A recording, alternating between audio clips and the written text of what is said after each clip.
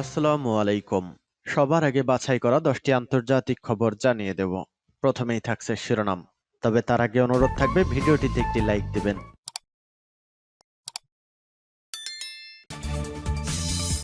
দখলদার ইসরায়েলি বাহিনী এবং ইরান পুরোদমে যুদ্ধ চলছে, জানিয়ে দিব হাতে থাকা সর্বশেষ আপডেট আন্তর্জাতিক সংবাদ। প্রথমেই সংবাদ শিরোনাম। সিরিয়ায় ইসরায়েলি বিমান হামলায় নিহত অন্তত 4। এরপর জানিয়ে দিব পুতিনকে হত্যার আহ্বান জানানো নারীর 8 বছরের কারাদণ্ড। এদিকে গাজার বাসিন্দাদের এলাকা থেকে বাধ্য করা যুদ্ধাপরাধের শামিল। এরপর জানিয়ে দিব রাজনীতিতে আরো শক্তিশালী অবস্থানে ইলন মাস্ক। আরো জানিয়ে দিব ট্রাম্পের 2.0 পলিসি কি হবে, বহির্মুখী না অন্তর্মুখী। সর্বশেষ জানিয়ে দিব বাইডেনকে যুদ্ধাপরাধী ঘোষণা মার্কিন সংস্থার। এতক্ষণ শুনছিলেন সংবাদ শিরোনাম, এবারে বিস্তারিত। তবে অনুরোধ থাকবে ভিডিওটিতে একটি লাইক করবেন এবং কমেন্ট করে জানিয়ে দিবেন কোন জেলা থেকে আপনি আমাদের এই ভিডিওটি দেখছেন। সিরিয়ায় ইসরায়েলি বিমান হামলায় নিহত অন্তত 4। সিরিয়ার রাজধানী দামেস্কের উপকণ্ঠে বিমান হামলা চালিয়েছে ইসরায়েলি সামরিক বাহিনী। দামেস্কের 2টি আবাসিক ভবন লক্ষ্য করে চালানো এই হামলায় অন্তত 4 জন নিহত ও আরো কয়েকজন আহত হয়েছেন। বৃহস্পতিবার ইসরায়েলের সামরিক বাহিনী দামেস্কের মাজ্জেহ জেলায় এই হামলা চালিয়েছে বলে সিরিয়ার রাষ্ট্রায়ত্ত বার্তা সংস্থা সানা জানিয়েছে। ব্রিটেন ভিত্তিক সিরীয় পর্যবেক্ষক সংস্থা Syrian observatory for human rights বলছে দামেস্কের মাঝেহ জেলার একাধিক আবাসিক ভবনে ইসরায়েলি হামলায় 4 জন নিহত হয়েছেন। এছাড়াও রাজধানীর উপকণ্ঠে একই ধরনের হামলার খবর দিয়েছে সংস্থাটি। Syrian observatory for human rights এর প্রধান রামি আবদেল রহমান ফার্সি বার্তা সংস্থা এএফপি কে বলেছেন দামেস্কের মাঝেহ জেলায় ইসরায়েলি হামলায় 4 জন নিহত হয়েছেন। একই দিনে সিরিয়ার কোদসা এলাকাতেও বিমান হামলা চালিয়েছে ইসরায়েলি বাহিনী। তবে সিরিয়ার রাষ্ট্রীয় গণমাধ্যম বলছে আবাসিক ভবনে ইসরায়েলি হামলায় কয়েকজন নিহত হয়েছেন। তবে এই হামলায় কতজন প্রাণ হারিয়েছেন তাৎক্ষণিকভাবে তা জানা যায়নি।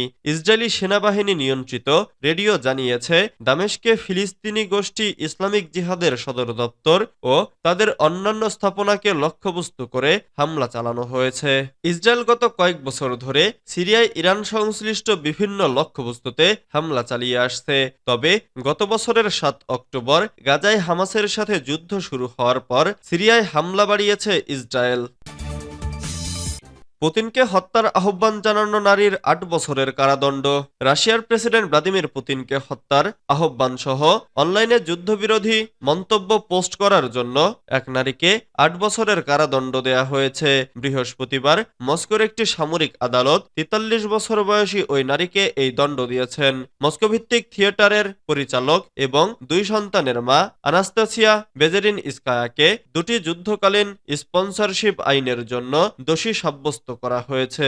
এর মধ্যে রয়েছে রুশ সেনাবাহিনীকে অসম্মান করা ও এর সম্পর্কে মিথ্যা তথ্য ছড়ানো এবং পাশাপাশি সন্ত্রাসবাদকে ন্যায্যতা দেওয়া।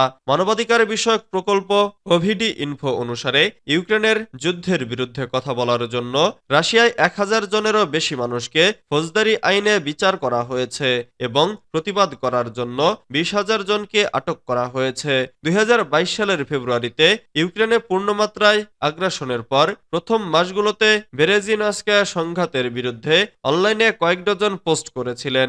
এসব পোস্টে তিনি লিখেছেন রুশ সেনাবাহিনী, স্বরাষ্ট্র মন্ত্রণালয় এবং পুতিন নিজে ইউক্রেনের জনগণের বিরুদ্ধে গণহত্যা চালাচ্ছে।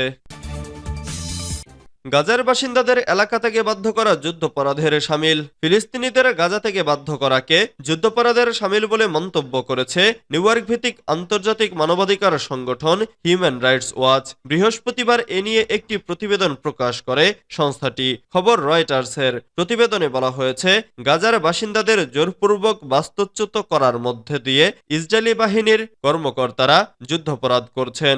এইচআরডব্লিউ এ সংক্রান্ত তথ্য প্রমাণ জোগাড় করেছে।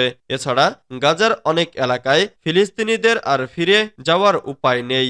এটি জাতিগত নিধনের সংজ্ঞার সঙ্গে মিলে যায়। HRWর 172 পৃষ্ঠার প্রতিবেদনটি চলতি বছরের আগস্ট পর্যন্ত বাস্তুচ্যুত গাজাবাসীদের সাক্ষাৎকার, স্যাটেলাইট থেকে ধারণ করা ছবি এবং লোকজনের কাছ থেকে নেওয়া তথ্যের ভিত্তিতে তৈরি করা হয়েছে বলে জানিয়েছেন মানবাধিকার সংগঠনটির গবেষক নাদিয়া হার্ডম্যান। জাতিসংঘের দেয়া তথ্য মতে 2023 সালের 7 অক্টোবর গাজায় যুদ্ধ শুরু হয়। এর আগে উপত্যকাটিতে 2,40,00,000 মানুষের বসবাস ছিল।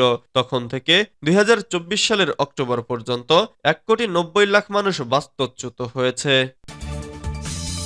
রাজনীতিতে আরও শক্তিশালী অবস্থানে ইলন মাস্ক। মার্কিন প্রেসিডেন্ট নির্বাচনে ডোনাল্ড ট্রাম্পের প্রতি ইলন মাস্কের অকুণ্ঠ সমর্থনের পুরস্কার হিসেবে তাকে প্রশাসনের এক গুরুত্বপূর্ণ পদে নিয়োগ দেওয়া হয়েছে।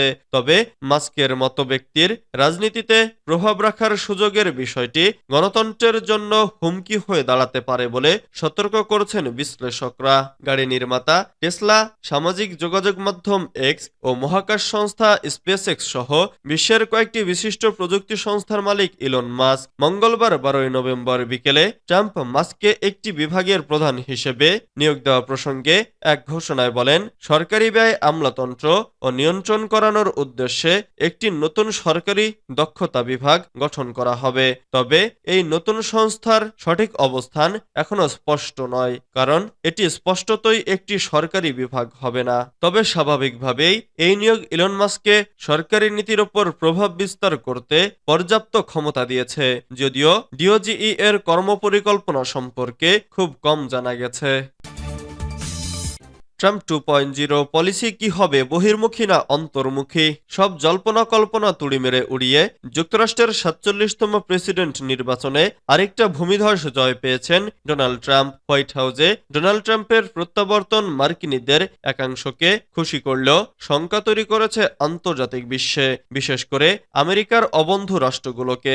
এই শঙ্কা ও দুশ্চিন্তার মূল কারণ অনুমেয় ট্রাম্প নিজেই। তার বেপরোয়া আচরণ, আগ্রাসী ব্যক্তিত্ব ও লাগামহীন বক্তব্য নিয়ে যথেষ্ট বিতর্ক রয়েছে, যেটি তার অভ্যন্তরীণ ও বিদেশ পলিসি বাস্তবায়নের ক্ষেত্রে ধর্তব্য।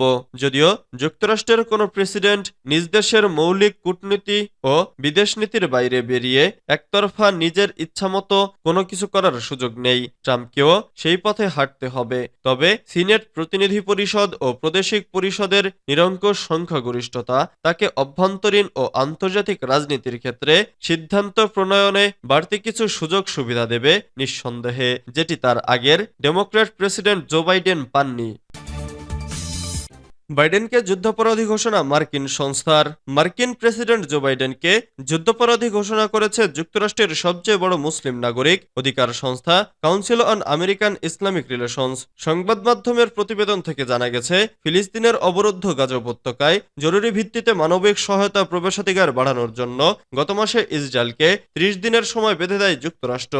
অন্যথায় সামরিক সহায়তা কাটছাট করা হবে বলে জানায় ওয়াশিংটন। কিন্তু মার্কিন প্রেসিডেন্ট জো বাইডেন তার সেই কথা রাখেনি। মার্কিন নির্দেশিত সময়সীমা ইসরায়েল পূরণ করতে ব্যর্থ হওয়া সত্ত্বেও দেশটিতে অস্ত্র সরবরাহ চালিয়ে যাওয়ার সিদ্ধান্তের জন্য প্রেসিডেন্ট জো বাইডেনকে বুধবার যুদ্ধাপরাধী ঘোষণা করে CAIR। সংস্থাটি জো বাইডেনকে উদ্দেশ্য করে কঠোর ভাষায় একটি বিবৃতিতে বলছে, যুক্তরাষ্ট্র ও আন্তর্জাতিক আইন লঙ্ঘন করে যুদ্ধাপরাধের অর্থায়ন আপনাকে যুদ্ধাপরাধী করে তোলে। বিবৃতিতে আরো বলা হয়, গাজায় ভয়াবহ ক্ষুধা বন্ধ করার জন্য ইসরায়েলি প্রধানমন্ত্রী বেনিয়ামিন নেতানিয়াহুকে 30 দিনের যে সময়সীমা দেওয়া হয়েছিল তা লঙ্ঘন করার পরও প্রেসিডেন্ট বাইডেনের ইসরায়েলি সরকারকে বেআইনিভাবে প্রাণঘাতী অস্ত্র সরবরাহ চালিয়ে যাওয়ার সিদ্ধান্তের আমরা তীব্র নিন্দা জানাই।